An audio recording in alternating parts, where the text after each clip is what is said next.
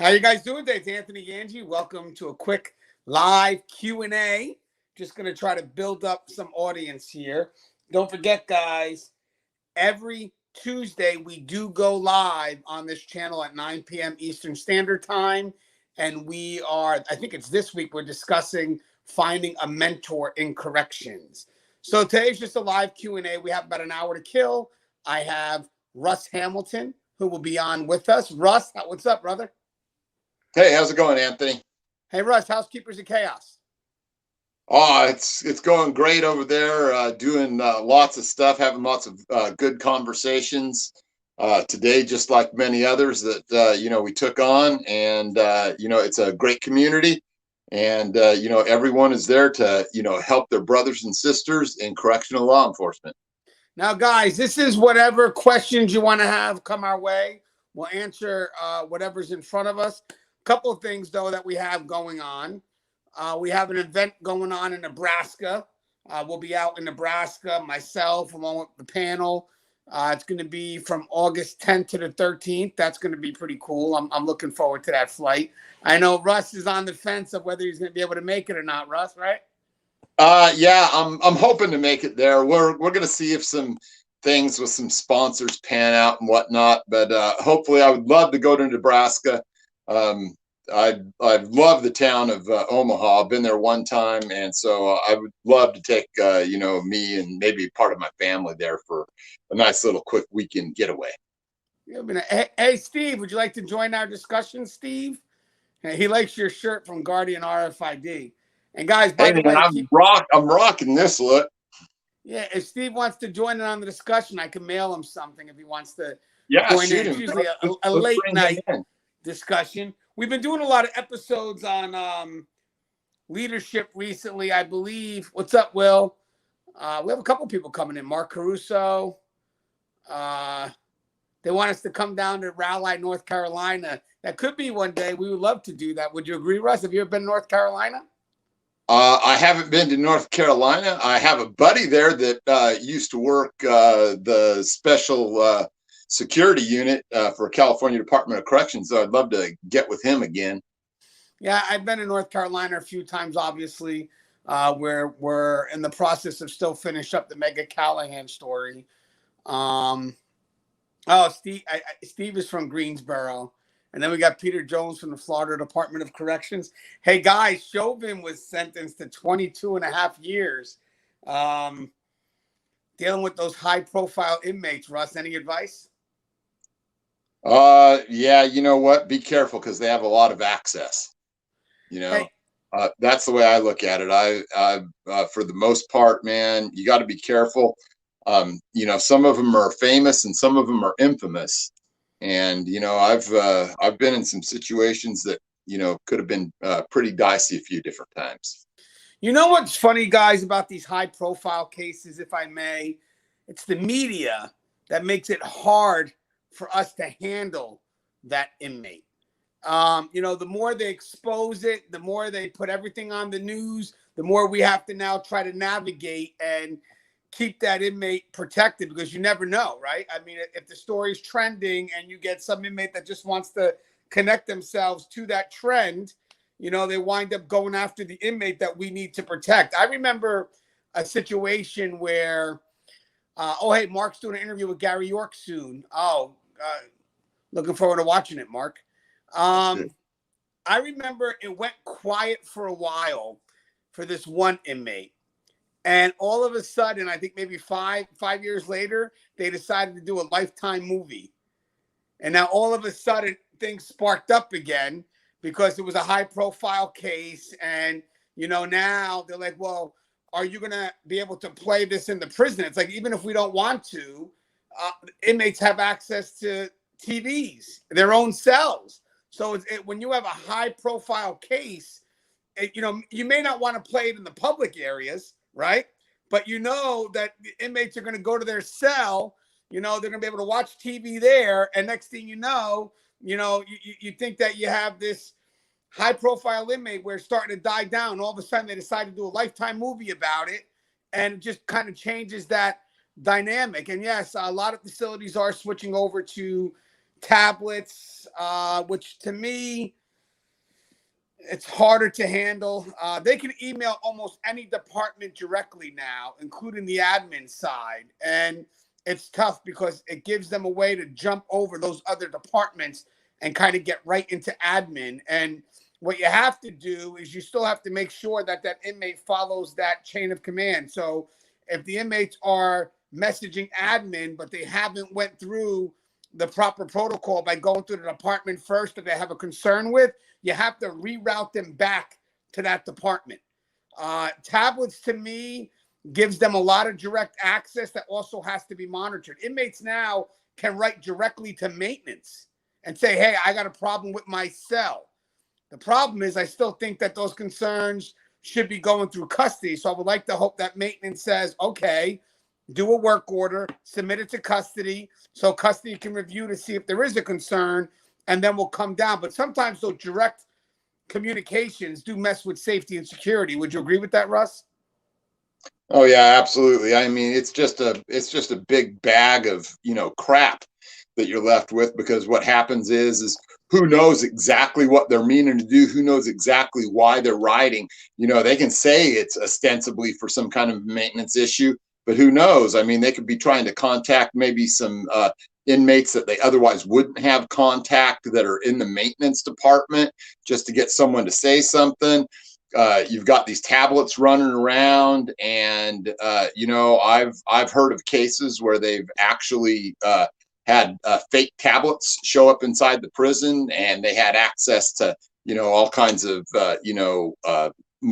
media sites and porn sites and everything else. So the whole idea that those things are going to be completely secure is bogus. All right, I think it was in Idaho, where they actually managed to steal some money from the Department of Corrections using their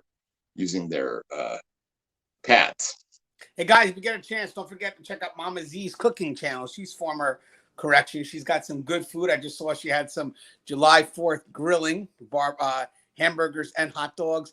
Guys, the tablets, I know it's a new thing, but definitely everything that's going through those tablets should be reviewed. I believe the gentleman from Illinois says they're giving all inmates free tablets that they can use in their cells for video visits, phone calls, emails, etc. I just read the memo. The one good thing about the tablets, I will say, is that it's easier to find something. So if there's a threat, you can kind of search it. But the thing is as much as they want to sell that idea, inmates know that. Even though some will be foolish enough to hope that they can get away and for them not to get caught. But for the most part, most of the inmates are going to know, hey, if we're going to do something foolish, we got to be careful what you do on the JPay, because obviously that stuff could be tracked. The biggest concern I have with these tablets is the direct line of communication that they can have that violates the chain of command. So you could have inmates that may have a concern, let's say on a housing unit, and instead of bringing it to the area supervisor, which would be the next step. And again, we're talking about not emergent concerns, like nothing crazy, maybe just some, small things. Now, instead of them being able to go through that chain of command like they normally would, they would normally go through, the sergeant. Now what they do is they kind of write directly to admin. And then admin has to go ahead and, have the matter looked into, when it really should be done through the area supervisor. So what I believe the response back on those JPays would be, have you go see your area supervisor. Whatever it is, you have to make sure that if it's non-emergent, because obviously there are certain things where you're going to have to jump on immediately. But for the most part, through those JPays, when those inmates start breaking that chain of command or trying to go around it, your responses back should bring that chain of command back 100%. Again, we talked about the maintenance thing. If there's a maintenance concern, the inmate shouldn't be talking directly to maintenance. The inmate should be able to go to the officer and say, hey, I got no hot water in my cell, or whatever it is. The officer checks the issue. sees if the issue is real, and then what do is they fill out a work order. It goes to maintenance, and then when maintenance comes there, maintenance knows that the order is coming from custody, that someone reviewed it and it's legit. Now you got inmates that could write directly to maintenance. The officer doesn't know what's happening, and then the maintenance worker could be going in there, and either it could be a setup, the maintenance worker could be corrupt. I mean, you're eliminating the most important filter. So again, certain departments, inmates should not have access to directly. Certain things should be filtered through some level of safety and security. I mean, would you agree, Russ? Yeah, there's a whole host of things that goes along with, just the idea that they can instantly, get some kind of email through to someone. I mean, they see someone being taken out on a medical transport, they can let someone on the outside know. It's always been a concern, but now just all the ubiquitousness of this new technology just makes it a real nightmare. So I'm not a fan of it. I wish that they would do things to tighten it up. I think that if they're going to have an email list, it should be whitelisted and delayed delivery, and things like that. But they shouldn't have access to just any email that they want. Yeah, and guys, the reason why the facilities can give the tablet away for free is because JPay makes their money off of the other things like the apps and the emails. I mean, it costs a good amount of money to send out an email. The emails are not for free, sending out videos. And I also believe that the videos and the emails, they are screened. Someone is looking at those. And again, to make sure that there's no safety concern. Now, guys, if you have any questions, if you assume that they're on a real actual tablet and not one that's been made to look alike and smuggled in, because that's the next thing too. These gangs, they got access to funds, they can do that too. Yeah, and guys, by the way, there shouldn't be no internet access on that, because don't forget, guys, you also have some inmates that are not allowed to have internet access, those that are under Megan's Law. So yeah, they're on that, but also we've have found actual hotspots installed in areas by the inmates.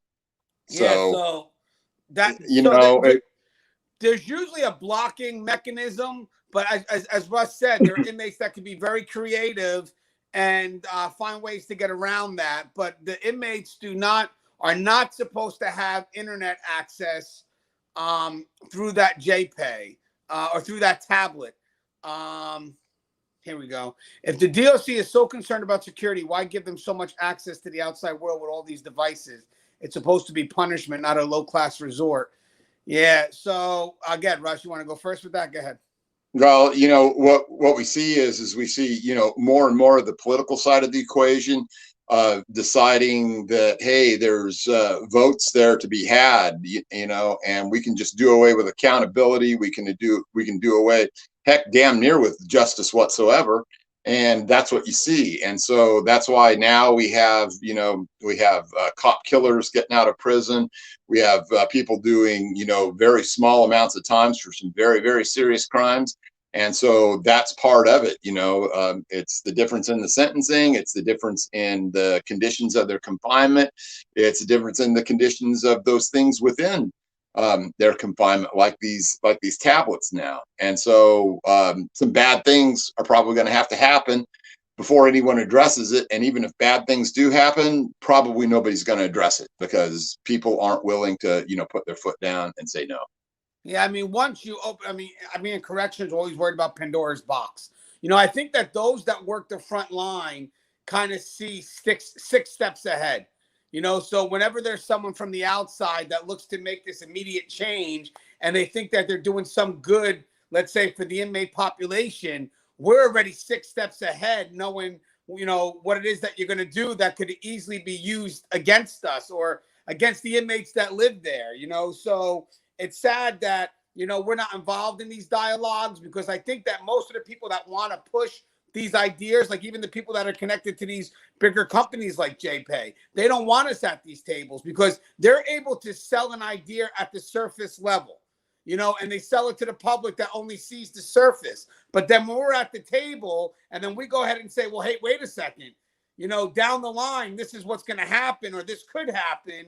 And then all of a sudden their idea gets squashed. It's not, the sad thing is the stuff that's being brought to the table isn't really being brought to the table for the right reasons. Because if it was, then you would want everybody at the table to talk about, the pros and the cons. They don't want that. All they want are the pros. And then the moment we're at that table, we mention one con, we're the bad guy. But having said that, why do you think we mention the cons? It's because we lived it. We see it. But here's the best part. We know exactly who we're dealing with, and we still have to worry about that wolf. So, Russ, I think that's a big part why we're not allowed at the tables, is because we could shut down those ideas because we know where it could possibly head. Well, absolutely, because I can envision all kinds of, deep, dark scenarios. And we've already seen some of those things happen with the illicit traffic in cell phones, right? We've seen escapes. We've seen coordinated drug drops. We've seen hits ordered on staff. We've seen hits ordered on the streets on, other STG groups. So, and so that's bad enough on the things that we don't control. These things that we do control, we sometimes get sold a bill of goods as to, just how secure it's going to be. Well, I'll guarantee you that there are loops, there are ways they're going to go around and get around this stuff. And so, having us at the table, if they're going to do it anyway, would be advantageous, because we can see those multiple steps ahead. We can see the things that are going to happen, everything, extortion, pornography, all kinds of things. Yeah, as I said, even circumventing the chain of command. The stimulus checks, we shouldn't get involved in that either, because obviously there is a chance that they could make a fraudulent claim. So unfortunately, though, for the states that are involved in that, I would say that you don't want to be. If the inmate wants to fill it out on their own and get their own paperwork, and if the checks come through and it goes directly to the business department, that's one thing. But if you're giving them the paperwork to fill it out, or you're having your departments help them fill it out, that to me is where the issue is. I know that if they're entitled to it, it's not that we want to stop them. It's crazy right now that they're able to get it. But the fact that they are, sure, if their family wants to give them their paperwork, or their lawyer and they want to fill it out and they want to take care of it on their own, and the check comes through the business office, they go ahead, they put it in, and yes, there's some fines that they owe. It's got to get taken out, and then they can go ahead and give it over to the inmate. That's fine. My big concern is, because we did have concerns with people making fraudulent claims, is that we're putting our resources into it, which means that we're making copies of the papers, we're giving it out to the population, or we're using our departments to go ahead and help them facilitate those requests. That's where it becomes a little wishy-washy. Again, if they want to go pursue it on their own, go ahead. If the check comes in, it's in your account. We'll take some fine money out, but I don't believe we should be using our resources to help them go through the process. What's your thoughts on that, Russ? Yeah, it's quite obviously it's a big bag of malarkey just sitting right there, and it's something that we seem to have very little direction, very little control. Maybe some states, maybe some counties have addressed it adequately. I haven't seen any yet that do have a specific policy in place for dealing with that. For all we know, these inmates could be, sitting down with an old list of social security numbers that they have filling this stuff out. And, right here in California, there's been a lot of them uncovered. We've had guys in county lockup. We've had a bunch down there in LA lockup, and I think even some at the state level that have been caught. But, for everyone that gets caught, there's probably 100 that get away. Yeah, look at this. $22.6 million taxpayer dollars straight to prisoners in Michigan alone. $6.1 million went back to the restitution. Death row inmates don't pay taxes, but they're getting paid checks. Hey, Russ, I know this will get you pissed off. I know this will get you pissed off, but my boy Peter Jones, he just mentioned this because we had a discussion way back when. But it goes, Anthony, just like when I told you years ago that Florida doesn't have stab vests, guess what? We still don't.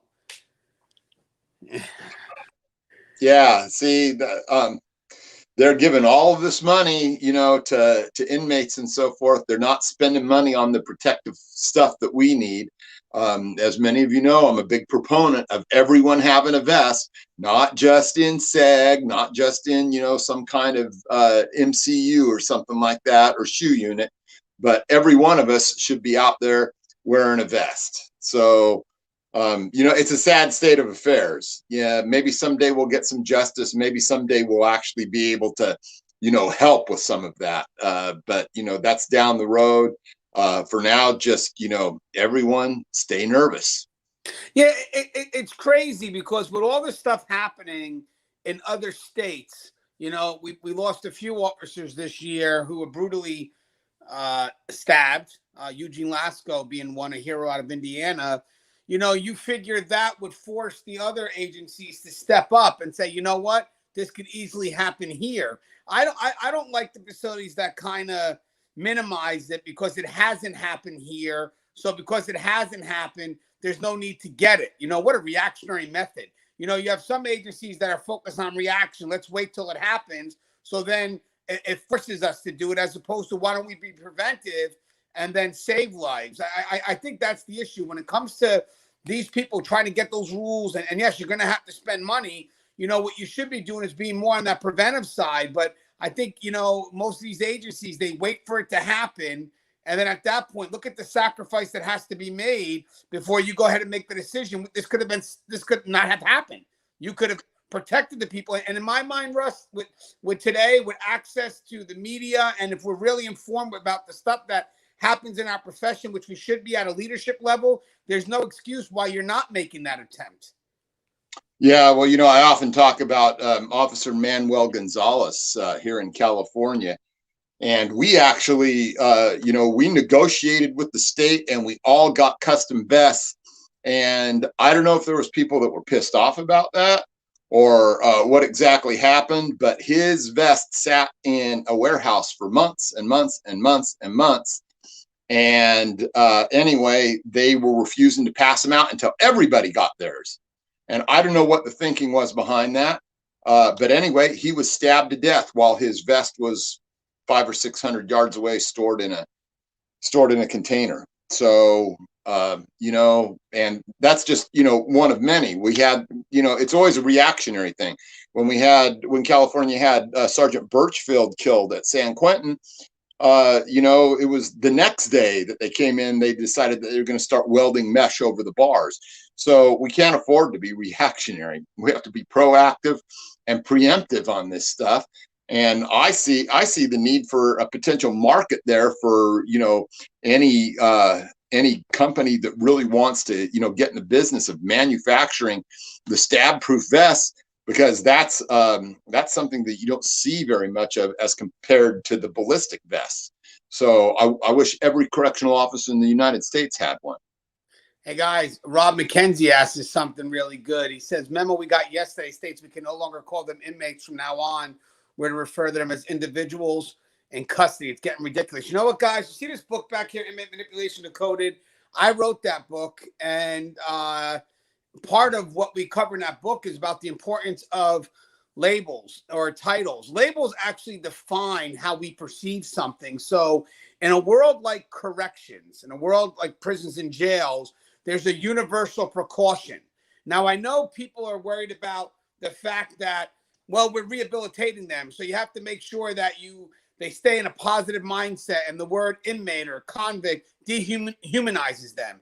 Okay, whatever, that's fine. But now you got the people that are responsible for the fail-safe.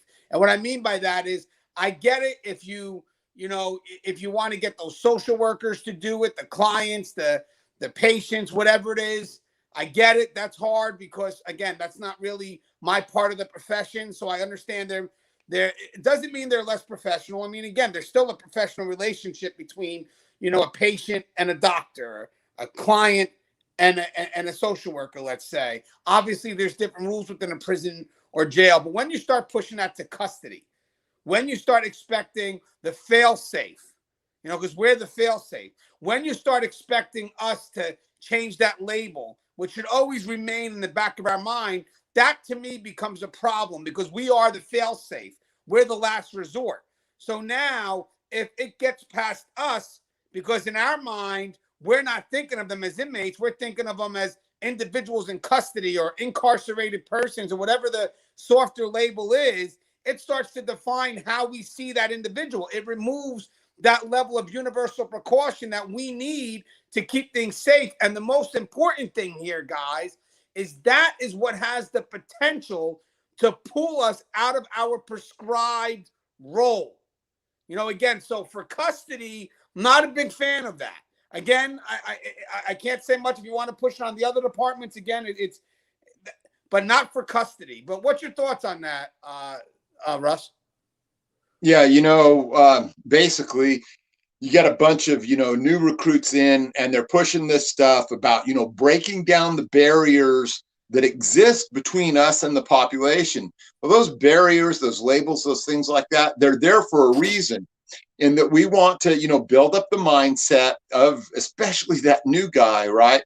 That he has to take precautions against being co-opted or corrupted by this, very sophisticated, set of inmates, especially the ones that are associated with certain STGs or what have you. And so they need to have a mindset. They need to have a philosophy. They need to have a way of looking at this new world that they've entered into, so that they can understand the situation that they're in. So you take away these labels and you make everything kind of gray and fuzzy and warm, right? And what are they supposed to do? Well, their level of, alacrity, their level of attention is going to go down. They're going to be more inured to the danger, and they're not going to realize as much that, hey, these people out here, they are predators, right? They're either going to be prey or they're going to be victims, even within their own confines of their own STGs. And we're dumbing these new boots down and not giving them good, solid ways to think of things so that they understand where they're at and what they're doing. Tech Review mentioned barriers there for a reason, 100%. I mean, that's one of the mental barriers. On top of this, here's the funny thing. Some of the books that they're allowed to read, so, it kind of puts us at a little bit of a disadvantage. I mean, I believe that obviously there has to be some level of control. You're giving inmates this changing title, and then they're allowed to read these psychology books like 48 Laws of Power. Yes, in some states they're not. In some states they are. They're allowed to read books that are able to give them a jump start on us. That's why I always have to tell you guys, if you see a popular book that's passing around in the facility, pick it up and read it. I mean, trust and believe, pick it up and read it. There's a reason why. There's a reason why that book is being read by so many people. But with that said, the importance of that label, especially from the custody side, is something that I believe we have to be at that table and have that discussion. Again, I'm not going to sit there and say this is what medical has to do or this is what social services has to do, or mental health, whatever it is. But I will say custody needs to have that barrier in place, both physically and mentally. And that's because they're the fail-safe. So you're eliminating that by softening the title. That's the concern. That's a big concern for me working in corrections. And the book is, hey, Rob, the book is my book. It's right behind me. It's Inmate Manipulation Decoded. It's available on Amazon. It's a good book. It covers a lot of parts of manipulation. If you guys read it, I hope you guys enjoyed it. And I agree with Tech Review. We have too many people making these decisions that haven't walked to prison or jail. Hey, guys, you want to hear something I think that we need to do more of? A lot of us, since we're working in this profession right now, we're gaining experience. A lot of us need to go back to school, get our degrees. American Military University is one of my sponsors. Oh, thanks, Rob. I appreciate that. And bring experience into the classroom. Because I'm going to tell you something, guys. I was able to speak at a lot of colleges, from Seton Hall to Rutgers. I usually do my rounds yearly. Now we're doing a lot of stuff virtually. These kids soak it up. But you got to realize something. They're a template. So you'll see that when you have like these professors that are strictly academia, they're teaching the kids one thing that's far away from reality. But then I have my boy Soto, who's a retired major, who teaches at Rutgers, and he teaches them reality. And the great thing is his students, his students will blow past the students in academia. Those ones that are just getting the lessons from those professors. Plus, they get a better experience because Lewis's connections brings everybody into the class. Once a week, they have someone that they're talking to that performs a different function of the profession. So when these people get out of that class, one, they have value for what we do. That's one thing, because I don't think that's being taught by a lot of these college professors that haven't walked the walk. And the sad thing is, I always say this, if you know what political side that professor is on, they're not teaching it correctly. They're not. That's not being objective. And second thing is, guys, this experience that Soto brings into the classroom is really bringing these kids into reality. And you never know. As these kids start to further their way up in the educational system and then maybe eventually in their careers, they may be on that table when they go to pass a law, and they may say, well, wait a second. I remember taking this class and speaking to these people, and I don't believe this law is going to work. All you got to do is get to one. All you got to do is get to one. But Russ, would you believe that right now the evolution of education is having people with experience go out there, get their degrees, and get in front of those kids? Yeah, well, that tends to be the typical paradigm right now in the American educational system is they teach a lot of, theory, and it's theories that haven't borne out in the past and theories that aren't going to bear fruit in the future. And yet they'll tell you that they know for certain that, if you do X, Y, and Z, you'll get A, B, and C. And they are so far off of the mark. I mean, it's disgusting right now. I have to hold myself back because I really don't have a lot of kind things to say about American education right now. But I will tell you this. They are so jaded and so blinded by their own preconceptions that they can't see the reality before them. And I think that's really sad, especially when you bring them into a correctional setting and they're the ones that are immediately become blinded. They're immediately the ones that are, manipulated by the inmates. Yeah, and guys, I'm going to tell you something, man. I mean, we wind up going back and forth sometimes with these college professors, and it's great because when you're at this forum, and let's say you're teaching in front of multiple classes, and it's kind of like a seminar type thing. They'll ask a question, and then you go full forward with that experience. Doesn't matter what question they ask because your experience is going to dominate, and then they stop asking questions. And the great thing is then their students start looking at that professor and saying, what were we being taught here? That's why I feel if we can get more people that have walked the walk, to get in front of those classes and teach, I think it's going to bring about a whole new perspective. Now, again, that's the outside perspective, but we do need that. So I like the one gentleman here who is actually going for his degree. He said that he's in the process of going for his degree right now. I did post it up. I forget which one it is, but guys, if you have a chance, please go for that degree. XFEL says, Tirto and Anthony Gangi, maybe not the right forum, but do you have a commentary on correctional officers who are fired for opening cells so inmates could assault other inmates? Go ahead, Russ. You want that? Yeah, I'll take that right there. I've only seen that in my career maybe one other time. I've heard about it in other departments, and those particular officers, if that's proven to be true, need to be arrested and absolutely drummed out and given the maximum sentence possible. That kind of stuff, destroys the safety and security of the institution they're at.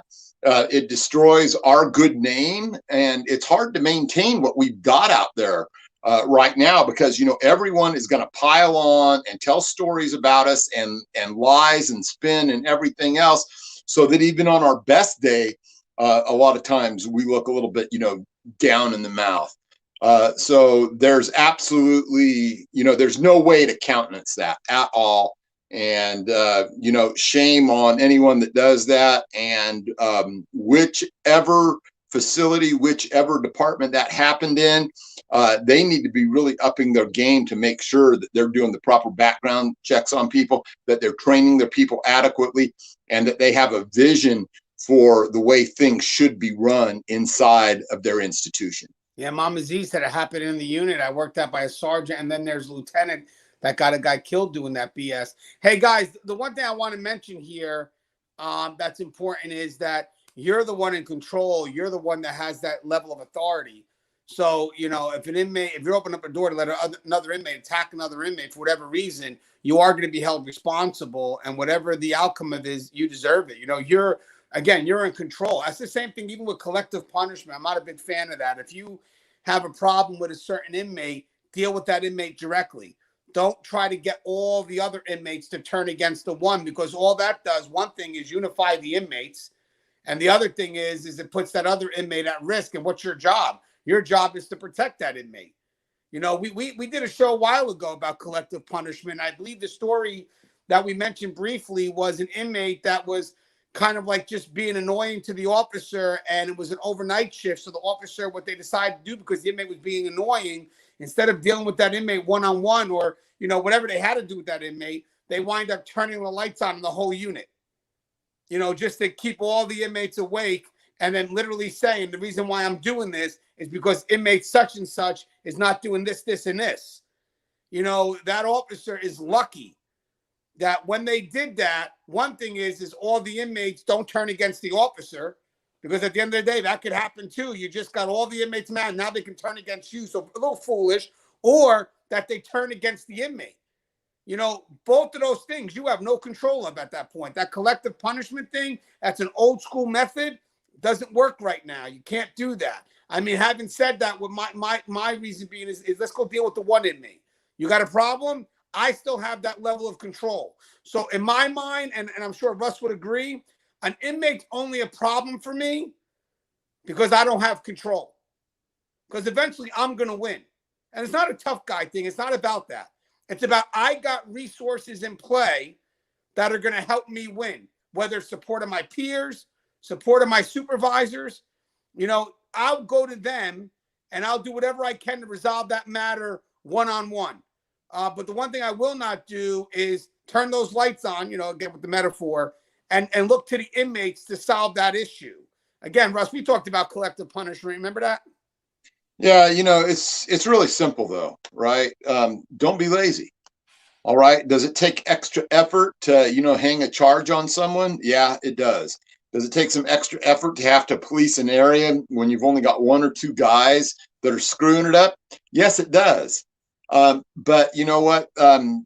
Going outside those bounds and stuff, it can be very risky, even if you know what you're doing. And you know what? If you're new to the game, you really don't know.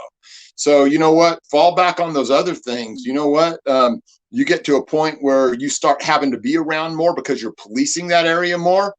That's good enough in most circumstances. That there will be something put out there, and those guys will be told to knock it off. But the main thing is you have to try and bring a level of justice to things, right? And you know what? There aren't any easy shortcuts. There's nothing that's going to get you over the hump and give you an easy day. Every day in corrections is a hard day. So you know what? Buckle up, get used to it, and start, putting in some work. Yeah, Russ, you made a good point just now too. When you're new, again, I'm not condoning what maybe that senior officer did, but another thing that we could definitely discuss real quick is that when you're new, you can't do what those senior officers are doing. Again, if they're doing things that are correct also, but sometimes there's a level of experience or discretion that comes with having that amount of time in. And to be honest with you, when you're a rookie, and you're looking to model off that senior CO, that senior CO should really be teaching you how to do things by the book at first, and then you develop whatever those discretions are as you progress. But there are going to be some things that senior officers are going to do that they want to be careful of how they pass that knowledge down to a rookie CO, because a lot of the times the senior officers are able to do what they do is because they've already earned the respect from that inmate population. The new boots, they're coming in, they're not going to get that respect. And when they try to do something that a senior officer does, trust and believe, the inmates will probably shut it down. But when you get a senior officer that's earned that respect, well, then they're probably more likely to be able to maneuver those, I like to call them higher level tactics. But would you agree with that, Russ? Yeah, there's just that degree of experience, where, you go into a situation and inmates know what to expect from you, but you have that much more seasoned officer. Well, they know what to expect from him too, and they have a different way of dealing with him. And it's not that either way is right or wrong, it's just different, right? And so if you're really that seasoned, if you're really that senior, and you're able to go into these situations and you have more command present, you have more command bearing, they know what's going to happen if they don't comply, they know what's going to happen if they don't follow the rules. It's a whole different thing when they're in there and they're talking to the new guy who really hasn't enforced much yet. He's new. He's been, maybe, hesitant to use, his full authority. And so they tend to think that, hey, we're going to get over on this guy, maybe only a little bit, but we're going to get all that out of him that we can. So just understand that when you're modeling and when you're trying to pick up tips, that what is working for this guy that has 20 years in and knows what he's doing may not work for you. And you might need another, 3, 4, 5 years of seasoning to be able to pull off what he's pulling off. So it's something to watch. It's something to learn and start figuring out how you go from where you are to where you want to be. Andrew picked up on a very good concern that kind of relates to exactly what we're just talking about. I've had to train and explain to new officers that if an inmate does not need to be out, lock them down like the porters. The less inmates out, the lesser chance of something happening. You know what's funny, guys? I definitely noticed that sometimes the officers that are new, inmates will try to play with them, especially those porters, especially those maybe social service aides or those teachers' aides, whoever's allowed on that wing to pretend that they're serving a function. For me, once the porter's done, they lock back in. I don't keep the porters out all day. They come out at certain times to perform their function, and then they're back in. I don't like the fact that some places have the porters out all day and, they maybe just out in the public area watching TV or something like that. But the problem is that they're hearing what we're talking about. They're hearing what we're discussing. I like keeping the porters out when they're needed. And the moment they're done, you send them right back in, lock them down. Same thing with the social worker aides or the teacher's aides, whatever you have. Let them do their rounds. Let them go cell by cell. But if they're not needed, they don't need to sit out in the public. No, sorry, guys, you were locked in too, just like everybody else. And, when we open things back up, you can come back out again. Because the problem is, guys, is that we get complacent. And the sad thing is that when you have these inmates that are out when they're not supposed to be, but they use the title of porter or social worker aide or whatever it is to kind of remain in that area, we get complacent, and then we wind up, again, it's the dialogue that we have because we forget the inmates are around because we're so used to having that yard. Or in some cases, I've heard officers even say, oh, that's just inmate Smith, or that's just inmate Hamilton. No, guys, that's an inmate. Don't care about their name. That's an inmate. So again, the porters, call them out, serve their function, send them back. I mean, right, Russ, those it's a real danger. And don't think that position is something that's, limited to, just some frontline staff and stuff. I remember we had this huge situation where we had these inmate porters, and we would let them into death row, and they would, help, if the dumbwaiter was broken down, they'd help, hump the trays of food up and down the stairs and doing all this stuff. And one day the lieutenant from the other side where these porters were at in East Block, he called a couple of the officers in there and he said, just be quiet and listen for a minute. And they could hear scraping sounds, and they went up there and checked on these guys that were right above this refurbished cell that the lieutenant was relegated to having his office in. And they caught these two guys in there with multiple shanks. So you tell me what was going on. Did they have a reason out there for them on their yard? Who knows? But they certainly had a way that they could have attached him to something and got him over to the death row side. And then that would have probably been all bad for staff over there. So after that, no more porters, So sometimes, we got thinking about doing the easy thing instead of the right thing. Oh, I need some more guys working for me. Well, can you supervise them all sufficiently? What can they do that would be really bad over there? That's where critical thinking comes in, right? And just thinking about how bad can this possibly go based on what I want to do by having more workers. So don't let that get to the upper echelons either, because like I say, admin and management, they're the ones that get caught up in that institutional level complacency rather than our low level complacency, down there in the front lines.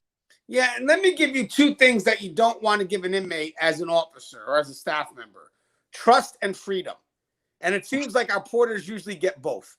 And it's sad to say, but I'm being honest with you, and all jokes aside, again, talk about it in the book, you got this porter who comes out every day who, it's sad to say, in some places they even call them trustees. So what does that mean? I can trust the porter? They put these porters in these positions where they can make staff feel a level of obligation. So again, you got to definitely keep that relationship between you and that porter as professional as it can be. But then the porters get this level of freedom. So now not only do you get these officers that may start to trust the porters, but then with that trust, they start giving that inmate a level of freedom. No, I love what Mama Z said: firm, fair, and consistent. You're done with your job. Why are you still out? Go back to your cell. But I'm the point. I don't care. You're done with your job. There's no reason for you to be out. I'll call you around, after mess is done so you can clean. But basically, when they're out, they're serving a function. That's it. And then once the function is done, they go right back. They go right back to where they have to go. But again, that trust and freedom. I mean, think about that. Hey, Russ, how's that dance look? Trust and freedom. Yeah, it's not good. And some of these guys too, when they start being your porters and stuff, it's amazing the amount of bullshit that they're going to feed you. They're going to give you information that you could walk out there if you would spend 5 minutes looking up and down your tier or out on your yard, right, about stuff that's going on, and you're going to start to think, hey, this guy is really helping me out. This guy, he's really giving me some good information. And it's bunk information. You could find out about it yourself in 2 minutes. But instead, you start relying on them and start, believing your own press and start relying on that a little too much. And the next thing you know, you put them in a position where you're giving them more freedom. Yeah, and you know what, guys? We also have to be careful of who we're putting in as porters. You don't want inmates that can easily be manipulated, if you will, or the weaker inmates. Like, you don't want inmates that would be considered vulnerable, like sex offenders are not going to be good porters. You want inmates that, I've even had some old school inmates that, literally after you vested some time with them, that these are the inmates that, are not ones for trafficking drugs and all this other shit, but then again, they may not even want the job because they know that when you're a porter, these are the inmates that are going to come after you, especially, because you have access to more areas. That's why it's good to be that officer and limit that access. Because then when you have porters, the porters may actually start to trust you, and that's okay. They can trust you because you know that you're limiting them. Like, there's no reason for you to go into that cell. There's no reason for you to go over this area. Just do this, get it going. But the more you give this inmate freedom, the more the other inmates that are looking to kind of have that contraband travel through that unit or whatever it is, that freedom is going to give that inmate a chance to say, you know what, I'm going to get at this guy, and this guy is going to wind up passing whatever I need throughout that unit. So if you have porters that are weak and vulnerable, those are the ones that are most likely going to be passing around shit in the unit. Would you agree with that, Russ? Those weak and vulnerable porters? Yeah, they could be weak and vulnerable, and vulnerable to being exploited, vulnerable to being extorted, or it could be the opposite thing. They could be looking to sell that influence that they have, or to maybe check on a disciplinary report. I had an inmate one time working on the disciplinary side before we finally were able to get rid of those particular inmates. who just, made a disciplinary report disappear, right? And it disappeared at exactly the wrong time, and we lost it on time constraints. And so, it took a while to figure that out and track him down and make him pay. But you don't want things like that happening and occurring. Yeah, and guys, I remember. Oh, good night, Tech. Thanks for joining us, man.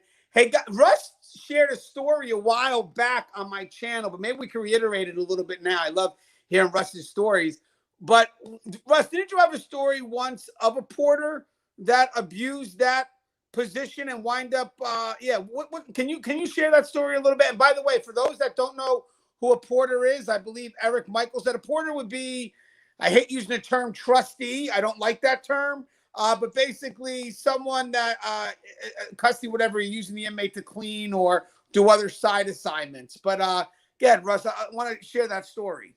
Yeah. So anyway, we were getting ready to conduct a mass operational search on a unit that I was the sergeant of. And so anyway, we were going to start. It just happened in this series of dorms where my personal clerk and porter, he was housed there. And so anyway, we went down there and we went inside, and, he kind of looked at me like, what's up? I said, hey, got to have everybody out. We're getting ready to search. And so while everyone was getting up and stuff, he kind of like came over to me and says, hey, I got a little bit of extra stuff, and so I said, okay, well, whatever. And, we started patting guys down and they were going out. And man, it got me to thinking, like, extra stuff. And I mean, it's possible to, overlook a little, extra canteen, an extra pillow, some extra food, whatever it is, right? I mean, that's not a big thing. But then I got thinking, why was it that he decided to say something? And the more I thought about it, the more it started bugging me. And I called one of my, my ace officers over, and I said, look, I want you to take this guy's stuff, and I want you to find everything that you can there, fine tooth comb every bit of it, and then just let me know. I said, it's because he's got some extra stuff in there. I want to know what he thinks extra stuff is.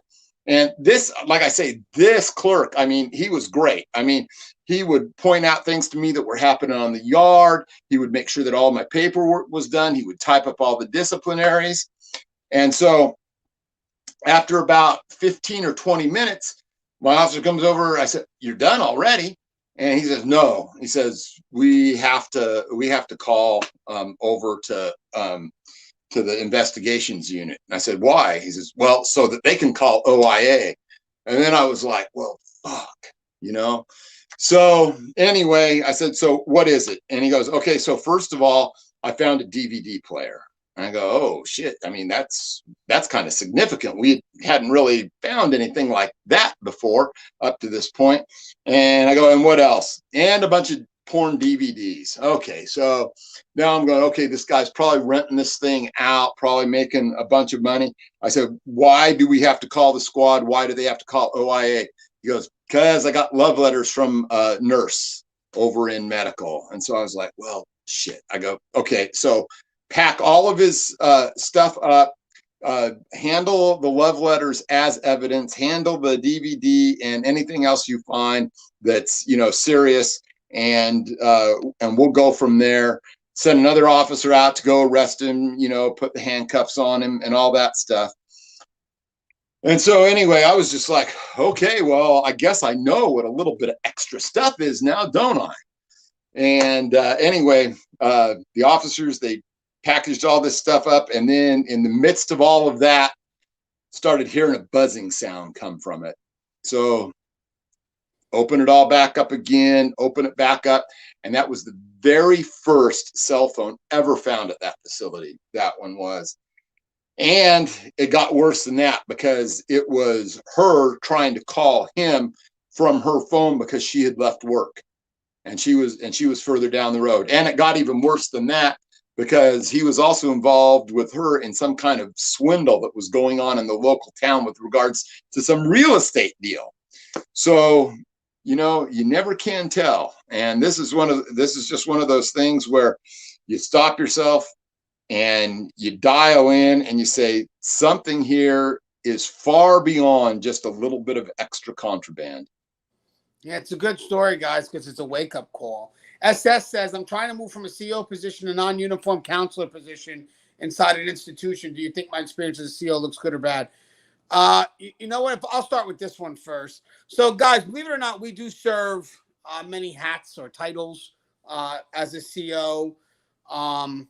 So being a counselor, I know it may sound funny, but it's kind of similar to what we do as a CO. We're regulating behavior, you know. So I think being a counselor also is about being firm, fair, and consistent, and making sure the inmate follows the right path. So there are a lot of similarities.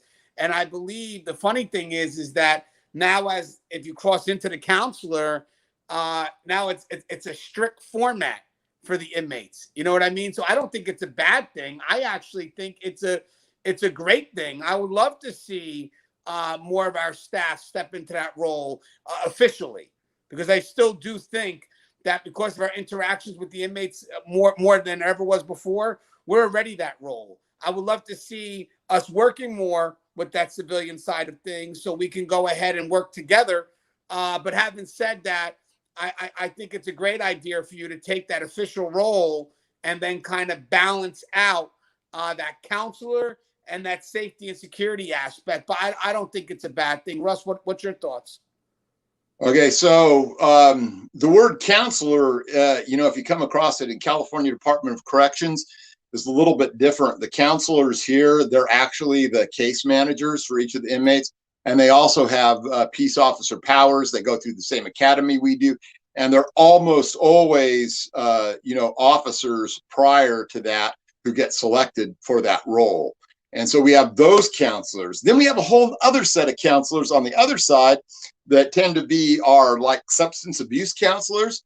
Those are the ones that we end up arresting almost every week without fail for bringing in dope or cell phones or that kind of thing.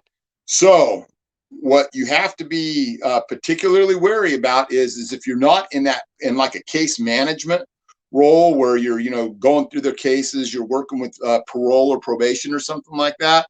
If you're more on that side that's like actual counseling, where it's more about, you know, getting their life on the streets in order, then you have to be wary that probably some of the people that you work with are not going to be the most savory. I'm not saying that's a bad thing, but you have to make sure that their stink doesn't rub off on you. Yeah, and guys, again, you know, if it's a way to expand your horizons, that's another good thing. I think that when it comes to corrections, like I've made this a career. So obviously every chance I get to move up or move to the left or right is really a good chance for me to expand what corrections does, you know, the safety and security, the rehabilitation side. I mean, some of the topics we discuss are not myopic. You know, we try to make a channel that welcomes everyone, but also more importantly, brings everyone together. So I think it's great that we're starting to develop a channel that has all these different perspectives, but in the background, we're blending them, you know? So I think it's great to see someone that's, you know, has that CO experience and then crossing over into a counselor.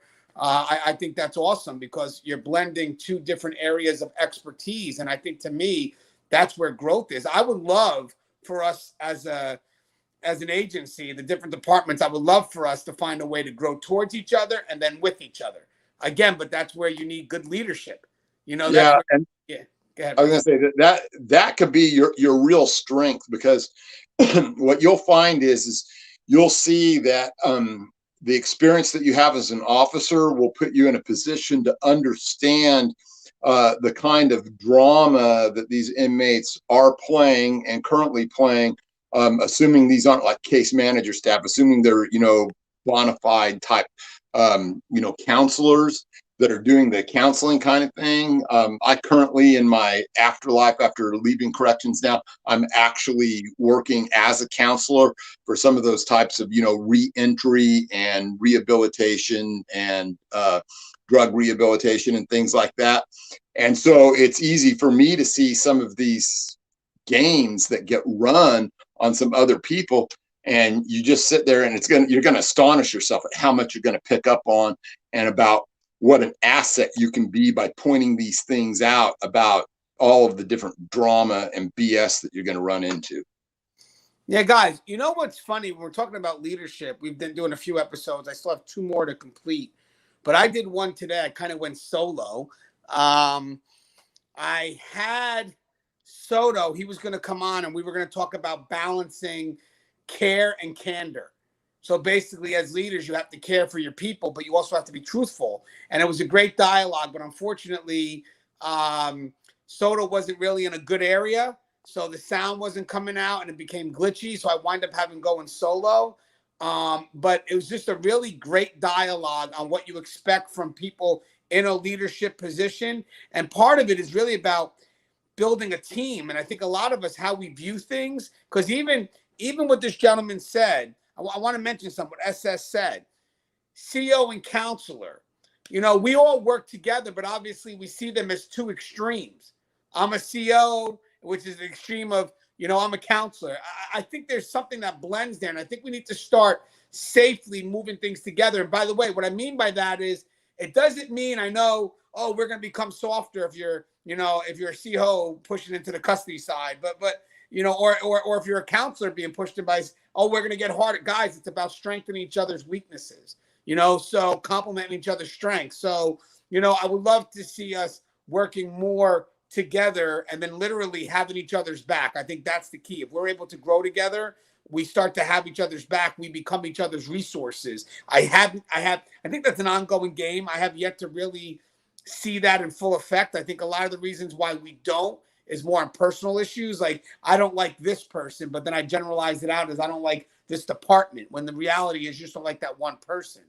Ash and Emmy says, I want to be a CO, but I know I wouldn't be able to handle the heat. How do you all manage it? Okay, Ash, real quick, what do you mean by the heat? Because I know you have a lot of facilities that literally, like in Texas, that don't have air-conditioned units. Is that what you mean? Or do you mean the heat as in, maybe the pressure of working with inmates? I just want to make sure we answer that question, because I know Texas is going through a lawsuit right now where they have to start getting those facilities AC. You know what's funny about that, Russ, is I know that the lawsuit stemmed because they want to give it for the inmates, but it's really the custody that needs it. They're the ones that should be wearing vests and stuff. And I want custody to get it, so that the stuff that they do on a day-to-day basis, especially working overtime and being mandated over and stuff, I like to see their workload in that respect go down. And then I'd also like to see them in a position where once they do hopefully get some vests and stuff, that it's not so onerous upon them, because like sometimes there's some balance that we have to have.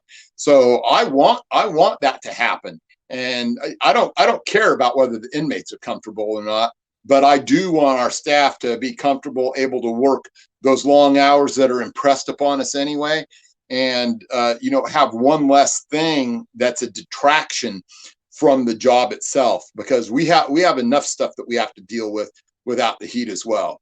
All right, so we got Ash back. So yes, Texas units without AC. Also, the inmates as well. I'm 5'7" and 150. Not gonna lie, I'm scared. Hey, Ash, let me just tell you something real quick, Ash. So obviously, I'll start with this first. I know Russ is gonna get on this as well. So let me get my thoughts out real quick. Fear can be a motivator as long as it doesn't make you hesitant. That's one thing, but you can't let the inmates see that. Second thing is you're not going in there alone. I know a lot of people like, well, I'm 5'7", I'm 150. Yeah, but you have an army behind you. You just have to know when you go in, one is the layout of that facility. You definitely want to know where you're at all times. So make that a priority. But you also want to know where your resources are.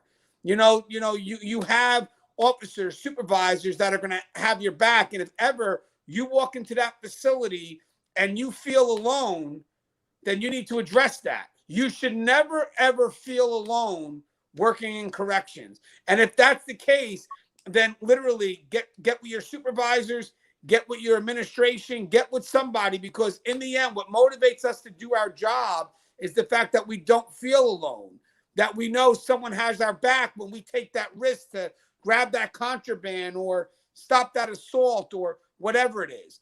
But the moment you feel alone, the moment you feel threatened or scared, and that becomes hesitant, then the problem is that you're not going to be able to be effective in your job. So my piece of advice here for you is, I'm only 5'5". by the way. I'm not a person that is going to come and be a physical threat to an inmate, but that's not what we're supposed to do. Our job is really about communication and doing what we can to, keep the facility moving, keep the facility going.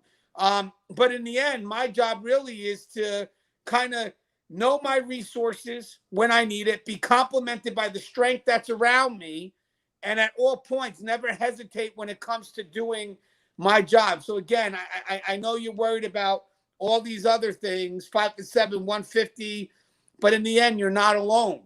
You're not walking that beat alone. You're walking with people who are going to risk their lives for you because that's the oath they took. What's your thoughts on that, Russ?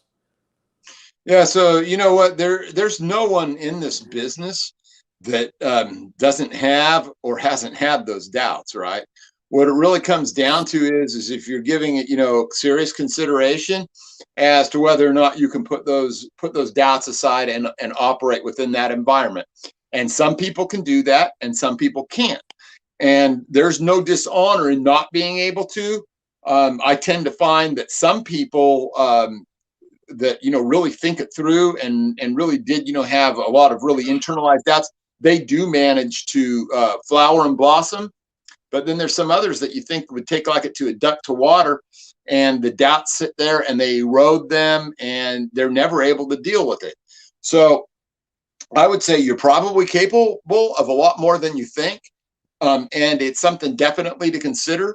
And don't ever think that I haven't had my doubts, that Anthony hasn't had his. I didn't get to this point, 30 some years later, by just sweeping all doubt aside and never thinking about the potential consequences, because there were a lot of consequences for me. I took on a lot of things down through the years. I've got some permanent scars and some hitches in my giddy ups and whatever, but you don't have to let it stop you, right? At the same time, it's something for you to think about and consider not doing. So you just got to balance that out. It's for each individual to make that assessment of what they're actually capable of after they go into it. Yeah, and Ash, I want to mention something too real quick, because you do work at an understaffed facility, you're saying. The thing here is with this, I know a lot of states are going through that right now. Document every concern that you have. So if, you should have another officer on the floor or whatever. There's a lot of people like, oh, we have an understaffed facility. I get it, but no one's documenting it. Like if I'm in a unit that's supposed to have 2 officers, and there's only one that day, and the supervisor comes in and says, why aren't you doing this, this, and this? Document, this is why.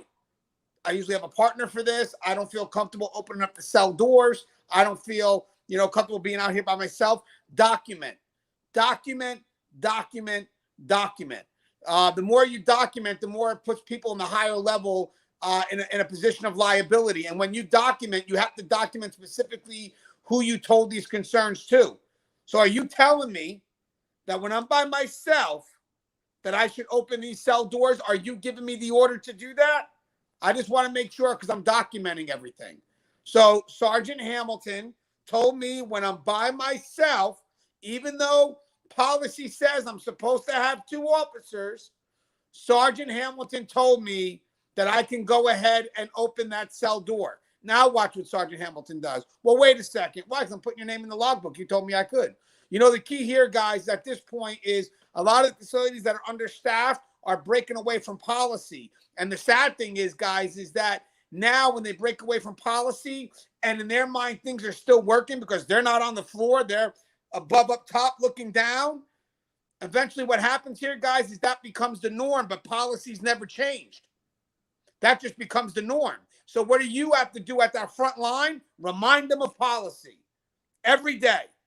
Because if you don't remind them of policy, they're up there in high heaven looking down, and they're just going to see a facility that operates and is functional. That's all they're going to see. So what you got to do is every day remind them. Say, hey, listen, I'm on the floor again by myself. I'm doing this job. And again, Sergeant Hamilton, are you telling me to do this? Eventually, there's going to be someone that's going to listen. And I mean, what's your thoughts on that, Russ? Yeah, see, that's the thing is, we start cutting these corners, and a lot of times we can operate for a long time on it. And then one of 2 things happens usually, right? something really bad happens, right? And somebody gets hurt, or a lot of people get hurt or whatever. Or what we do is then we decide, well, you know what? Let's change policy and let's make things worse on us, and let's make some bad policy and let's cut these positions out. And because guess what? It's been working for us so far. And once again, man, that critical thinking skill's just out the window with stuff like that. Don't let it happen. Yeah, it's Jay said the same exact thing. We're do not normalize being short-staffed, and then he says they'll close positions permanently. It's exactly what we're talking about. And Ash, Ash, I heard from female CEOs here in Texas say that. They say always carry a notebook in your pocket and document everything. That is what you need to do. It's the best advice that you could ever get. You know, it really is. I mean, but we're not also just talking about documenting in your notebook. We're also talking about making things official and putting in that logbook, putting in things that, you know, are legal in nature. And don't forget also that notebook can become legal too. So it is good advice, but I also want you to put it in the logbook or maybe even get a report, because don't forget too, that supervisor that's telling you to do something that violates policy, if that's a good supervisor and they're a leader, they're going to want to write that report. Because again, they're giving you technically an unethical order, and they can say, well, it's based on emergent circumstances. Emergent every day? Every day? Because yeah, we don't operate in emergencies forever. Because if it's emergent, why aren't we locking the facility down? Yeah. You know, so this, if it's a good supervisor and a good leader, I'll play the game. I'll give you the order. You document, and I'll say, okay, whatever, write it up, and then I'll submit it. And then there you go. You got the frontline officer working with the supervisor, pushing the concerns up top. But if they're going, well, we're understaffed, and if you're understaffed and it's emergent, lock the facility down. I'll guarantee you, if they did it that way and they kept it locked down, trust and believe they'll get staffing, because they'll hire the incentive and they'll do what they're supposed to be doing. But like Jay said and Russ said, they're just going to normalize it because they're not being a challenge. But the moment a facility's understaffed, I mean, severely, should be locked down. And they don't do that because they try to instill normal operations. So just remind them. Keep on reminding. And I know it's tough when you're new. I get it. But that's when it has to be done. It's the toughest thing you'll have to do. But once you do it, trust and believe, eventually people will listen. And if, God forbid, you're doing it and someone decides, you know what, she's a challenge remover, SEPA. You know, you're a whistleblower, and then they try to remove you, collect the money. Just sit back and collect the money that's going to come your way, because that's a whistleblower act, and they cannot touch you. It will be difficult, don't get me wrong, and there's going to be a fight ahead, but I guarantee you win that fight. I guarantee that. What's your thoughts on that, Russ? But you have to travel the whole way through. Yeah, you know, it kind of depends on your warrior style a little bit. You know, I kind of like came up through the school of, you know what, you fight them as hard as you can, but you never, you know, go outside and write anything up or anything like that. So I just did all of my battles, you know, through words and confrontations, which maybe isn't the best approach. But yeah, the main thing is you have to take on some of those battles. And so many people, they don't want to take on those battles. They don't want to write the stuff down. Man, start putting in emails. Emails are great because they make it around to a bunch of people and they never go away. It's true, guys, because there's going to be one person that's like, yo, I'm not going to be liability because now I'm involved in that. And again, guys, it's not just a matter of leaving it at the facility. If you have to go up the chain, it's just not being heard. Keep moving. Hey, Russ, there was a question by Poppy Pedrino for you when we were talking about your story about the clerk. Do you think the inmate manipulated staff by being a great clerk and some overlooked the little things, gave him extra lunch, or worked unsupervised? In this particular case, this particular inmate was in, before I said she was medical, but she wasn't. She was a teacher. And what happened was he was taking a class of hers, and he saw an opportunity to exploit someone who had a poor self-image, and he used that poor self-image of her to get to that point where she brought him in the DVD player, she brought him in the cell phone, and he was able to carry out this fraud scheme on the streets of our little town here, and do some things like that. He was very gifted in his ability to speak and stuff. As a matter of fact, he is to this day, I believe, a preacher. So we all know some of those charlatans, right? And so I think that that was part of it.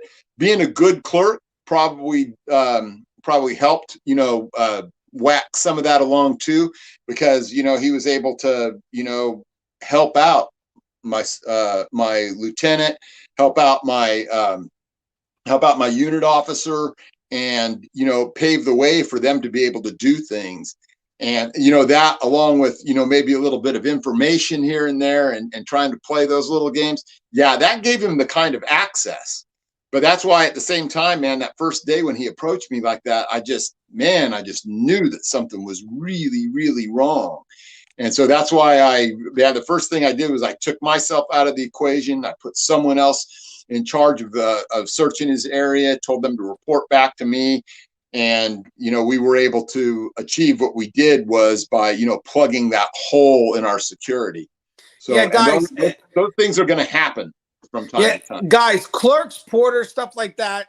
You got to be careful of the way they throw out the word favor, stuff like that, because they could put staff in a serious, make staff feel obligated. So you have to make this is your job and you can be replaced. There's no special relationship between staff and a porter, and you should never rely on that porter. At any point, they can be replaced. So Shaniqua, I think, welcome to the channel, Shaniqua. I don't know if you've been, I don't recognize the name, but fair question. Have you ever caught a prisoner playing with themselves? So I'm going to talk about my professional approach to it. But Russ, do you want to do yours first, or I just want to mention one thing?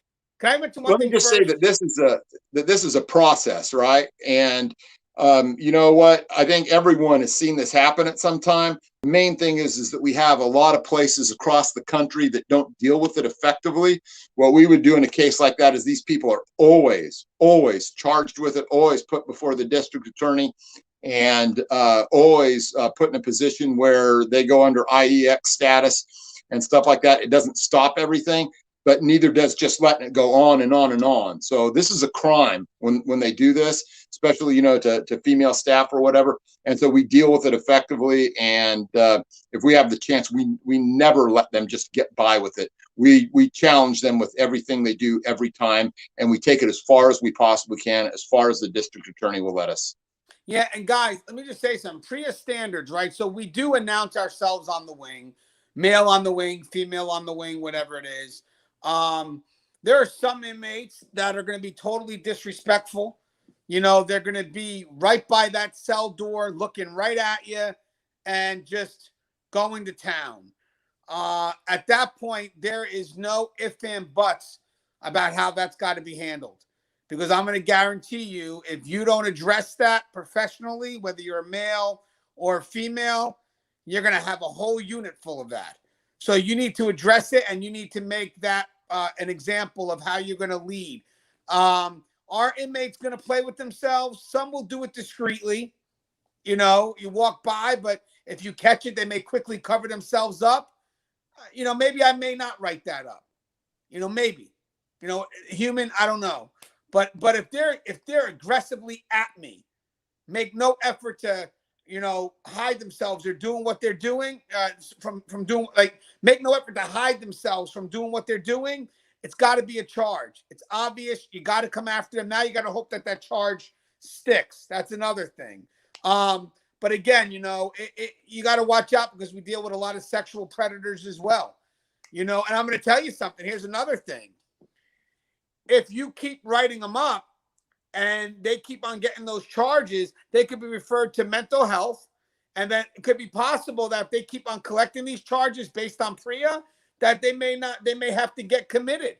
You could have a sexual deviant, someone that's just constantly, just masturbating. So you should document the behavior, especially if it's aggressive.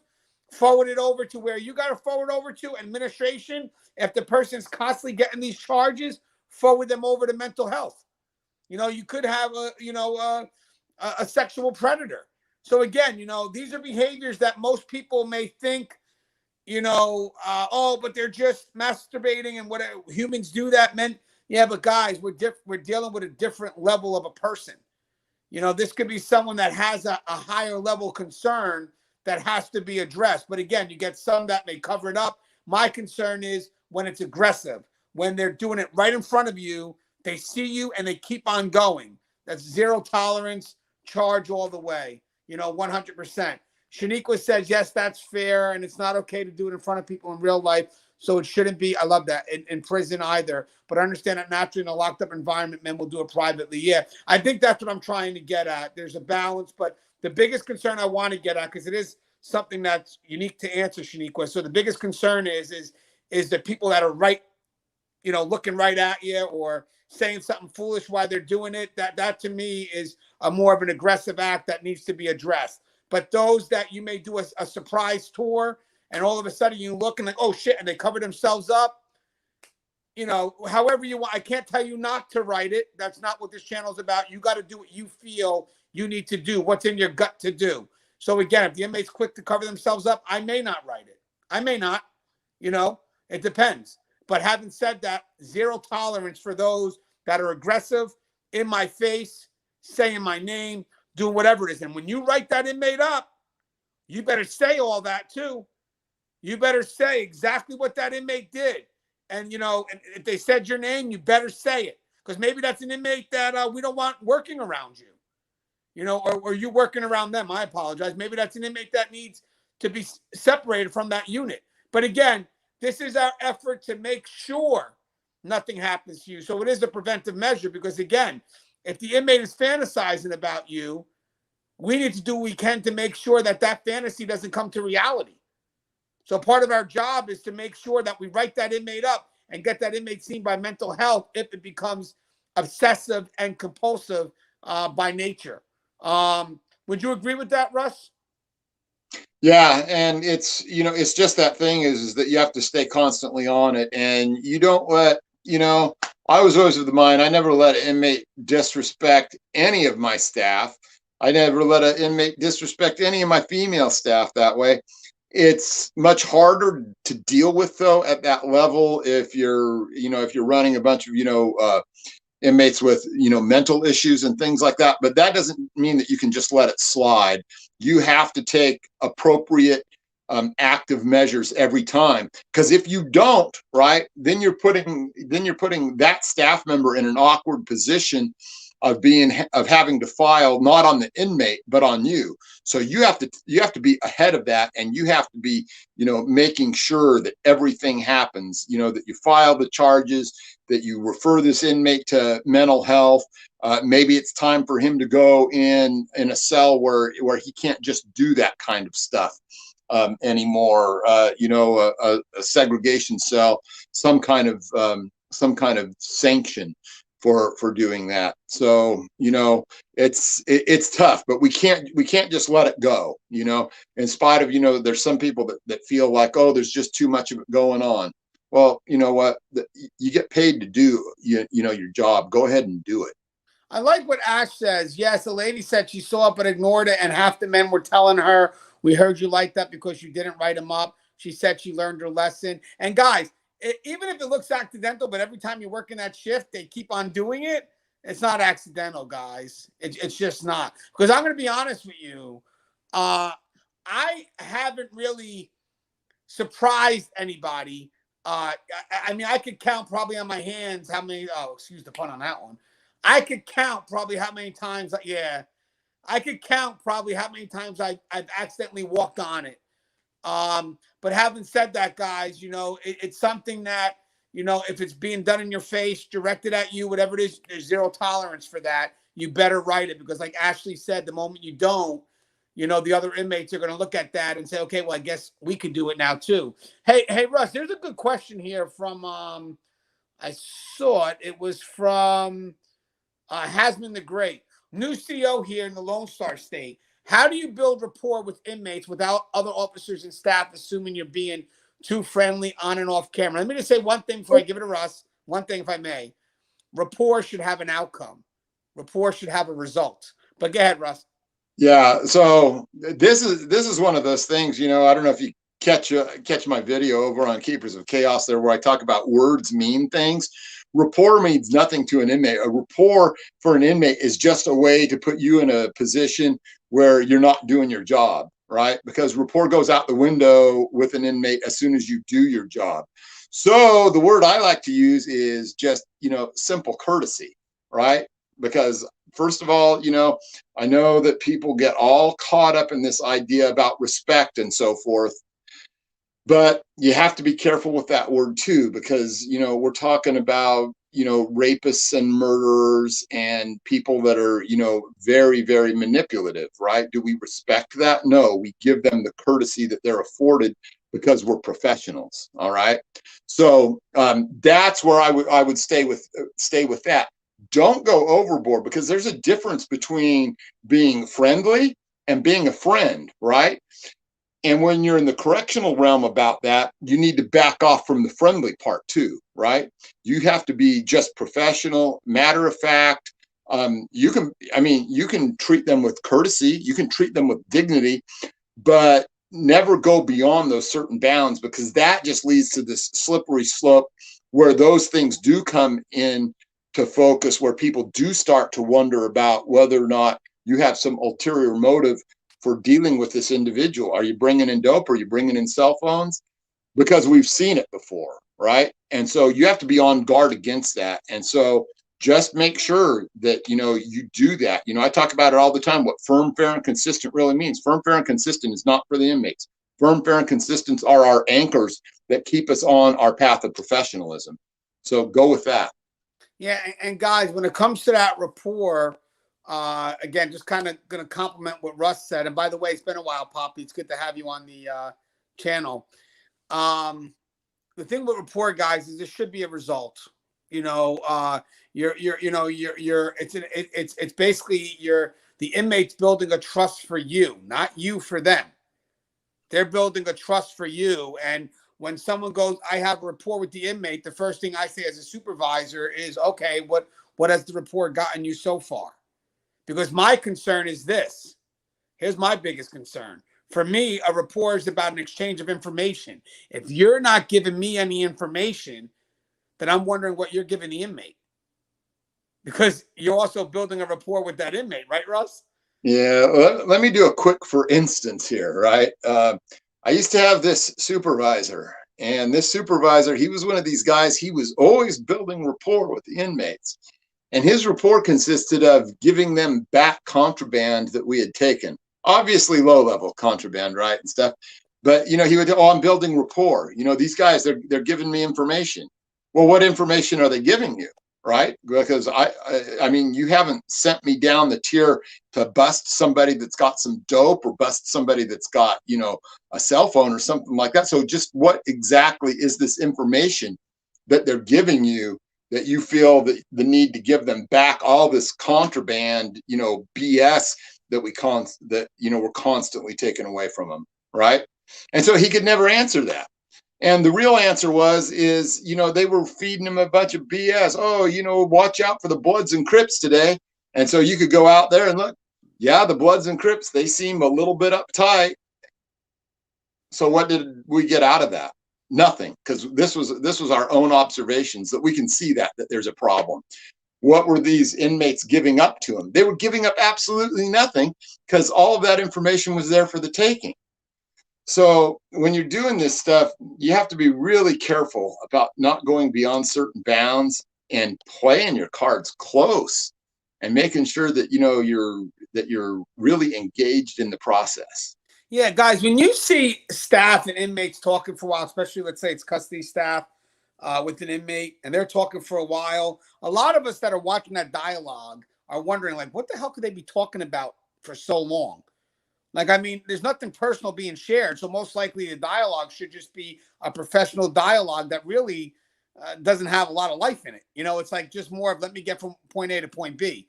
But I've seen some officers that can play the route, know how to communicate, and then as soon as they come back to security area, they write a whole mess of stuff down that details the dialogue. They forward it up, and it's specific. That comes based on the trust that inmate has for that staff member. And I would like to think it could be an honest rapport.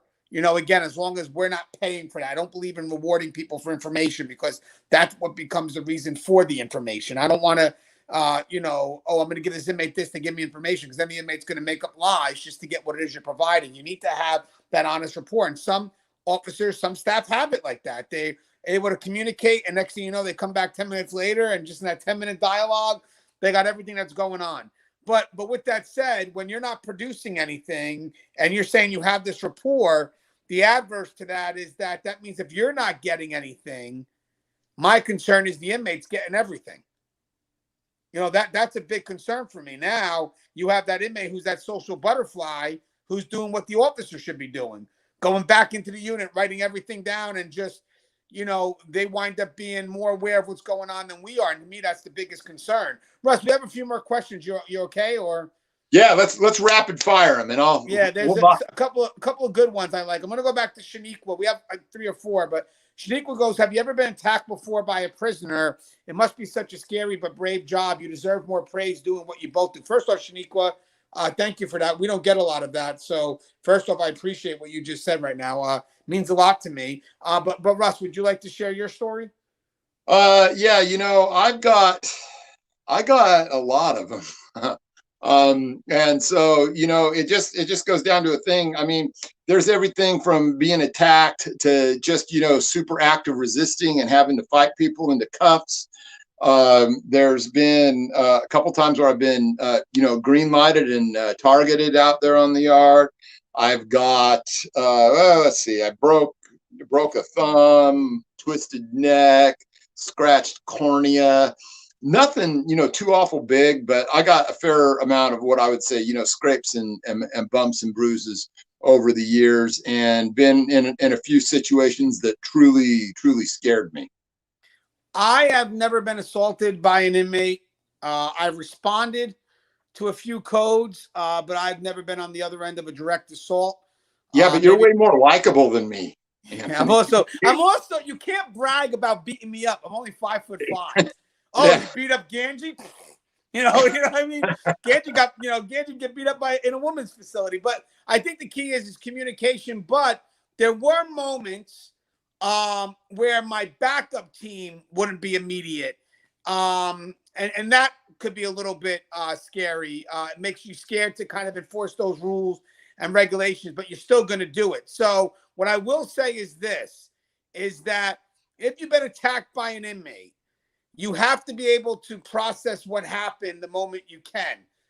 It's a lot of people worry about us physically healing, but I don't think there's a lot of people pushing for us mentally healing. I mean, it's more than just, like Russ said, he had a broken thumb. Well, okay, when his thumb heals, he goes right back to work. Well, hold on. Maybe Russ should just to make sure he's mentally prepared, because here's a couple of things. First off, obviously we want a staff that's mentally healthy, right? But Russ is going to go back into the environment where he was majorly assaulted.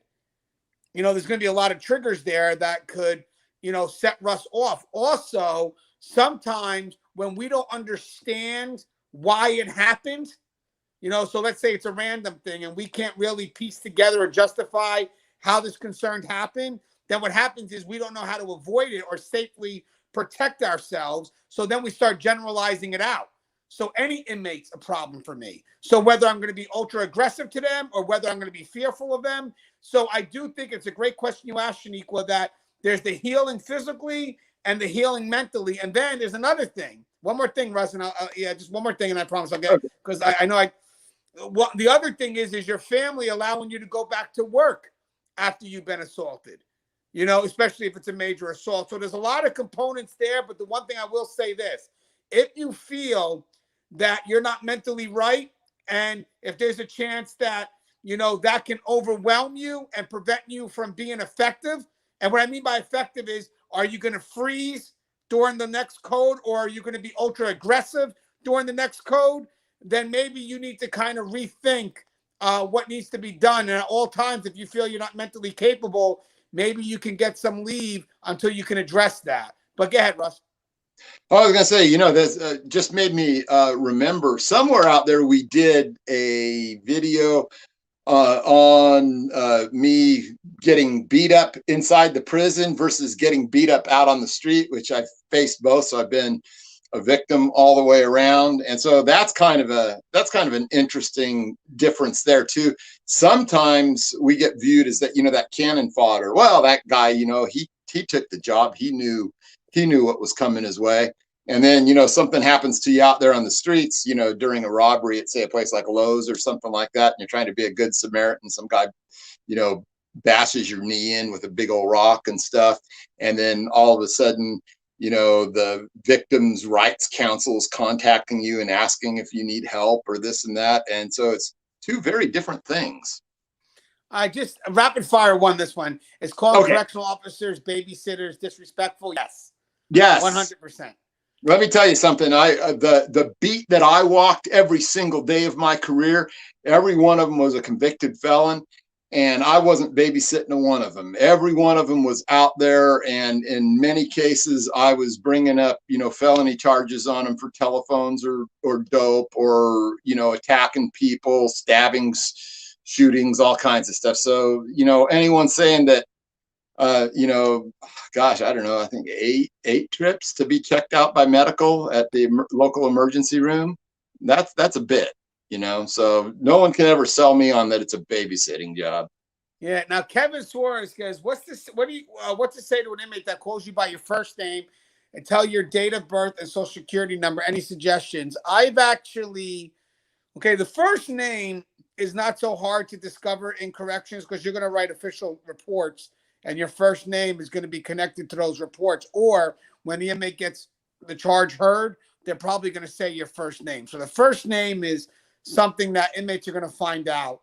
It just is what it is. But they should never be able to utilize that. Don't get me wrong. They're not going to call you by your first name. It should always be officer such and such. But I'm a big fan of the title. Even if they just call you officer, I'm good with that. But I don't want anything that doesn't have that title. So Officer Smith, I don't even want Mr. Smith unless you're a counsel or whatever it is. I want the title because the title to me puts us both where we need to be. You call me an officer, I know where I'm at. You know where you're at. It establishes the relationship. Sometimes what they do is first it's Officer Smith, and then it's Mr. Smith, and then it's Smith, and then whatever it is. But they slowly kind of push the officer title away because that's the prescribed role. That relates directly to our relationship. So keep that in mind. Officer Smith tells me who I am, showcases who you are. Now, as for the date of birth and social security number, I am immediately going to report that because I don't know how they got that information. That is some very specific information. I am not only going to report that to my immediate supervisor, I am going to report that to internal affairs. I want that inmate put into some form of investigative housing. That is some specific information. So I want that inmate put in some form of investigative housing. I want communication for that inmate to seize. I want to know exactly how they found that information. So I'm expecting the investigators check phone calls, check emails. But Russ, that is very specific information on somebody. Okay, so the way that I would handle this is, first of all, the guy's going in bracelets, right?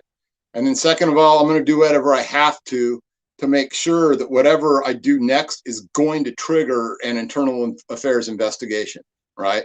Because I want that, right? And so I don't care whether the inmate at that point makes some other spurious allegation against me or not, right? At some point, I'm going to hand him off to someone else so that they can, have him checked by medical or whatever, right? And then I'm going to have somebody else go and gather up all of his property, all of his phone books, everything that can be investigated. And then, he's going to be, set aside and they can do their investigation or whatever. But by me making sure that he goes into bracelets at that part, and by me scooping up his property, and by me making sure he gets placed into seg, and I don't care whether the lieutenant wants to do that or not, I'm going to make sure that I trigger that investigation, whatever else happens, because I got too much else going on without having to worry about that. Yeah, and guys, if you look at what Bonnie said, same thing. SSN and birth date means that a hacker inmate got it using a cell phone or got it from the outside, put the inmate in the shoe, security housing unit. Hey, Russ, real quick, Poppy, we have a few questions here, Russ, but this one's directed to you. Russ, correct me if I'm wrong, but the Title 15 or DOM says that you and the inmate can call each other by their first names as long as both are good with it. Yeah, that actually is, I think that's actually part of Title 15. I'm never good with that, right? Here's kind of the thing though too, is that in CDCR, I bet that most of the people, unless I had some, outside interaction with them, I only knew them by their last name. And I'm talking about the officers. I don't ever want an inmate knowing my first name. On all of our documentation, we only had to put our badge number and our first initial. So make them guess. Didn't like having those conversations where the few people that did know me by my first name would, call me that in front of inmates. I'd be like, hey, come on, man. You know what? It may not be a state secret, but that doesn't mean we have to make it easy either. So there is that. There's also those levels of familiarity that I don't want to go beyond, right? I have a professional outlook on what I'm doing. I give that inmate his title, which is inmate. I give that inmate his title, which is his last name, inmate Smith, and keep it there, right? I don't want to be calling him by his first name because it's too familiar, right? And it puts you on a footing where we've gone beyond a professional aspect to a personal aspect. That's my own opinion. Yeah, I agree, guys. It's in my book, Inmate Manipulation Decoded. First name really breaks the boundaries 100%. It doesn't establish the boundaries. I got to have that title in play. I find it a lot with senior officers sometimes on the earlier shifts. They may be free flowing with that. I don't like it because, again, to me, the title is important. The title is what reminds us of our roles. And inmate, if they can get you by your first name, they're already pulling you out of your prescribed role. And then once that happens, there's a chance to build a personal connection. So always remind them of where that place is. Hey, Mr. Smith, it's Officer Smith. Hey, Anthony, don't call me that again. It's Officer Gangi. Again, are they going to find out your first name? Yes. Are they going to utilize it? They may. Are you going to allow it? No. 100% don't allow that. Now, I will say this, though. Before we answer Unicorn Anime Girl, I will say this. I have used an inmate's first name as a tool. Now, mind you, when I'm addressing the inmates, it's always going to be Mr. Such and Such or Miss Such and Such. I did work at a female facility. But I remember there was an inmate that something had happened, and we needed to find out what had happened. And I had a rapport with that inmate. So I remember chatting with that inmate one-on-one to find out what happened, and then having to break bread with that inmate to find out what happened to that inmate. And I remember literally having to use that inmate's first name. Now, that to me is a great tool to have, but don't overutilize it because then it doesn't become effective. It's like, your mother calling you out when you get in trouble. Mr. Anthony Joseph Gangi. Whoa, you stop. Same thing here. If you're overutilizing that first name, it kills the tool. That tool can be very powerful if used wisely, but I don't see a reason for that inmate to ever be using it in the other manner. Unicorn Anime, welcome to the channel. It says you're new. I'm new here. What happens when a female officer has an affair with an inmate? So we could discuss this. We can discuss what should happen is that she should be arrested, charged, put on trial, and given a severe sentence. Well, I think what it is, Russ, because now we're getting the outside people, so they may want to talk about how the process is handled behind the wall. So I can go first, and then we'll just compliment each other here. So let's say we get word that there is a relationship that's being developed with a custody staff member and an inmate. Okay, now before we jump the gun, because now we have a concern. What's the biggest concern we have now? The concern is contraband. That's going to be our biggest concern. The access that this person this inmate now has to manipulate a staff member for contraband and also information, whether it's about another staff member, about the facility. So one thing is the contraband, maybe we could have some control, but also the information this person has. We have a person that is obviously a threat to us right now. So what's going to happen is once we get word that there could be a possible relationship, what we also need to do is notify our internal affairs division to make sure before we act that they're aware, because sometimes they may know that this is happening and they're waiting for something. So you don't want to mess up what could be an investigation. Hopefully they're doing it in a controlled way. But you definitely want to make sure that this information is forwarded to the Internal Affairs Division so they can go ahead now and kind of be aware of what's happening and then hopefully give us some level of direction in partnership with the administrative side. Now, once this happens, obviously there's going to be whatever the type of relationship is, it's automatically on due. The officer is in a position of authority. So we have a PREA violation right off the bat. You know, the officer is in a position of authority and therefore the inmate cannot consent. So even if the inmate is willing to be a sexual partner to this officer, it doesn't matter. The inmate cannot consent, and therefore now we have a rape charge. The officer will be accused of it's a PREA violation, obviously, right? So the next step that's going to happen, obviously, is that, like Russ said, once it's discovered and once we have proof, obviously there's going to be interviews in play. We're going to need, we're going to try to get the inmate, because technically, believe it or not, even if the inmate is willing, the inmate's still a victim. The inmate's a victim. So the inmate, we're going to lean on what the inmate has to say to kind of make sure that we have a case. But if you have cameras, you have whatever it is, most likely, I'm sure there's something that can hold the case. And then what happens here, like Russ says, it gets pushed out to the prosecutor, and hopefully they do something with it. 9 times out of 10, they'll do something when it's a male versus a female. So a male officer versus a female inmate. When it's reversed, when it's a female officer with a male inmate, you tend to see some of that disappear. Not all the time, but you tend to do, which to me doesn't make any sense, because they're both in a position of authority, and therefore the inmate still can't consent, whether it's a male or a female. But I know some of the concerns is when they bring it to a higher level of court, it's a lot of the people won't believe that this female could have raped this male. Well, educate them. Tell them it's not about the physical. It's about the fact that she's in a position of authority, and now the authority has been abused. But again, it's zero tolerance, because that type of relationship becomes a serious threat to our facility. It's a serious threat, and it's something that we don't take lightly as staff, because here's the thing, guys. When someone builds that relationship with an inmate, they chose the side that they're on. That's the one thing that we can never forgive you for. That's the one thing why it's zero tolerance. In this world, when it's tension and we're worried about our lives every day, you just put yourself, not just you, at risk, but us. Because you couldn't, and I will tell you one thing. If you feel that you're getting too involved with an inmate, which means that you're thinking about that inmate when you're not at work, I don't care what the reason is, then man up or woman up and go report it and say, this job isn't for me. Because at this point, if I get involved, you become a threat to all of us.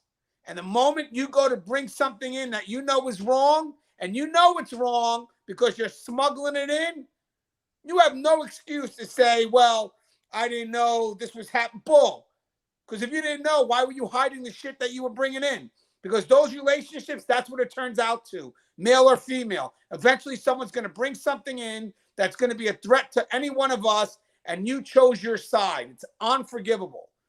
Let me just see. It's wow, so fascinating to hear. I've always wondered about this. It's a great question, Unicorn. So I want to thank you for asking that. It happened in Clinton. That's what got me on all the national events when it happened in Dannemora. But it's a great question, because I don't think a lot of people really know the severity behind it, or more importantly, why we feel the way we do. Because again, to me, and I'm sure Russ would agree, is you chose a side. And it's a side that puts my life at risk. We don't forgive that. Nope. You know, it's, I mean, I've known people that were involved in that situation, and they're never welcomed into those friendship circles ever again. Yeah, and guys, Bonnie said female staffer had an affair with an inmate, aided and abetted an escape from Clinton. Yeah, that's the Joyce Mitchell case. We hope they get fired, prosecuted to the fullest extent of the law. I guess we could start wrapping it down. I don't think a lot of questions, guys. I know we had a few questions related to use of force. I have a lot of videos on use of force, but before we go, I'll give Russ one question. One use of force. Yeah, I have to give it to you, Russ. Actually, we have two, Russ. So I'm going to give you two questions from use of force. Okay. This is one. Great topic on inmate assault on staff. Can you talk about the importance of supervisors recording the assault and the impact it has on charges being placed on the inmate? Okay, so basically, anytime that we have a staff assault or a battery on staff, that's a felony. So in California Department of Corrections, any felony is a reportable incident.